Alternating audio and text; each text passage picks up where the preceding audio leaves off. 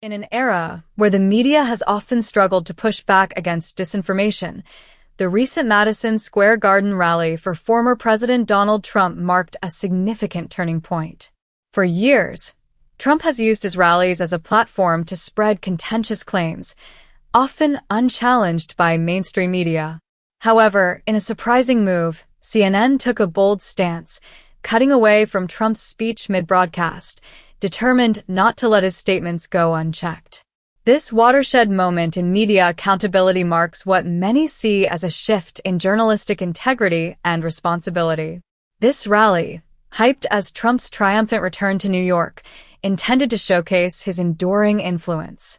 Trump's team promoted it as a defining moment, a rally to prove he is King of New York and perhaps, more covertly, to honor a dark legacy of American extremism with echoes from a notorious pro-fascist rally at the Garden in 1939. But, from the start, Trump's event unraveled, marked by tactical missteps and plagued by embarrassing moments that left the former president visibly agitated. In the midst of Trump's customary rhetoric, CNN seized the opportunity to fact-check him live, addressing his most incendiary claims and sending a powerful message to other media outlets. Let's delve deeper into the details of how this high-profile event turned into a public relations nightmare for Trump, the media's unprecedented intervention, and what this means for the former president's political future. 1. Trump's grand New York rally, the ego trip. Trump's rally at Madison Square Garden was supposed to be a triumphant comeback in his hometown, a long-awaited moment of public validation. Trump wanted to demonstrate to himself and to his loyal followers that he still commands loyalty, not only from MAGA supporters, but from New Yorkers themselves, a city that famously rejected him during his early business career.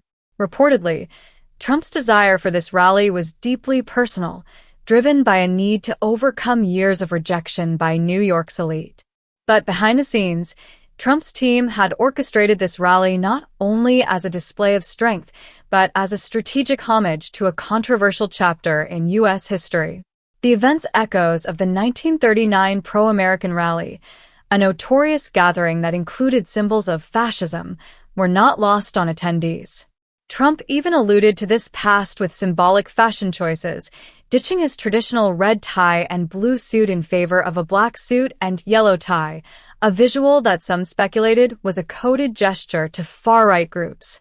2. The Joe Rogan interview, a pre-rally setback. Trump's Madison Square rally was not the only event that weakened his public image that day. Earlier, he appeared on Joe Rogan's podcast, which quickly became a nightmare for the former president. Known for his blunt, often unfiltered approach, Rogan confronted Trump, asking tough questions that Trump struggled to answer convincingly. To many, the interview revealed Trump's limitations, as he appeared lost in his responses, often meandering and defensive. The podcast interview was filled with moments that left even Trump's supporters cringing, especially when Rogan challenged him on issues like the January 6th Capitol riots and Trump's controversial stances on immigration. Some commentators likened Trump's demeanor to that of Grandpa Simpson, wandering off-topic and rambling, a far cry from the controlled and confident image he has long cultivated. 3. Rally planning gone wrong. The influence of Trump's sons. Adding to the troubles was Trump's decision to take advice from his sons, particularly Donald Trump Jr. and Eric Trump. Following their counsel, Trump invited controversial comedian Tony Hinchcliffe, host of the Kill Tony podcast, to open the rally with a comedic set. Known for his unfiltered, sometimes offensive humor, Hinchcliffe's jokes fell flat with the audience. Hinchcliffe's comedy routine, peppered with anti-Semitic and racist undertones, did not resonate with the crowd.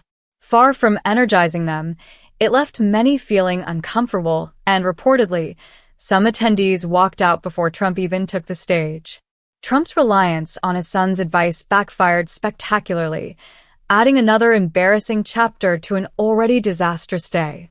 4. CNN takes a stand. The network cuts away from Trump. As Trump took the stage, the tension was already palpable. But CNN, watching carefully, was prepared to make an unprecedented move. Rather than airing his speech uninterrupted, the network chose to intervene, cutting away from Trump's remarks and immediately fact-checking him in real time. This was a bold departure from the traditional media approach of post-speech fact-checking. CNN's approach represented a powerful rejection of Trump's Gish-Gallop technique, flooding the audience with a rapid-fire sequence of falsehoods, hoping they would go unchallenged. CNN's coverage didn't mince words. A journalist directly addressed Trump's claims as scores of lies, clarifying each one in real time. The broadcast showcased a series of Trump's assertions, including his false claims about immigration, hurricane relief, and the economic impact of tariffs. These lies, CNN argued, were designed to stoke fear and division, and their decision to confront them live demonstrated a commitment to accountability. 5. CNN's fact-check of Trump's claims, immigration and hurricane relief lies. Among Trump's claims was the assertion that hurricane relief funds intended for North Carolina and Florida were diverted to provide aid to undocumented immigrants, leaving American citizens without support. Trump suggested that federal aid was drained to assist immigrants at the expense of U.S. citizens, a narrative that experts and CNN's fact-checking team quickly discredited. FEMA, which manages disaster relief, had even set up a website to debunk this exact misinformation. 6. The Springfield immigrant dump myth. Another narrative Trump pushed involved Springfield, Missouri, where he claimed thousands of immigrants were dumped illegally. In fact, the city's official website clarified that immigrants in Springfield are present legally under federal immigration programs and chose to live there independently. By perpetuating this lie, Trump was not only spreading misinformation but stoking xenophobic fears among his base. 7. Economic fallacies and fear tactics on Kamala Harris's draft. Trump also claimed that Vice President Kamala Harris planned to reinstate a military draft, a claim with no basis in reality. This narrative, designed to tap into latent fears of government overreach, further illustrated Trump's strategy of using baseless allegations to mobilize his audience. CNN's response was swift, highlighting that there is no draft and no active discussion of reinstating one, dismantling Trump's assertion as a blatant attempt to scare his audience. 8. The Gish-Gallop debunked, CNN's tactics to counteract Trump's strategy. In the past, Trump's tendency to use a barrage of rapid-fire statements has made it difficult for journalists to address every point in real time. However, CNN employed a new tactic, categorizing Trump's claims into themes and systematically debunking each one. This structured response to Trump's Gish-Gallop strategy proved effective, allowing CNN to cover more ground while keeping viewers informed of the overarching themes in Trump's rhetoric. 9. A new era of media responsibility. This rally and CNN's coverage mark a turning point for the media's role in covering Trump. For years, media networks often opted to air Trump's speeches uninterrupted, giving him a platform to communicate directly to millions, often without a meaningful challenge. By refusing to give Trump unchecked airtime, CNN set a precedent, encouraging other networks to adopt similar strategies that hold public figures accountable without offering them free rein on national television. 10. Public reaction and empty seats. Did Trump's base lose faith? Observers noted that the upper sections of Madison Square Garden appeared underfilled, with rumors circulating that attendees had even begun leaving before Trump finished his speech.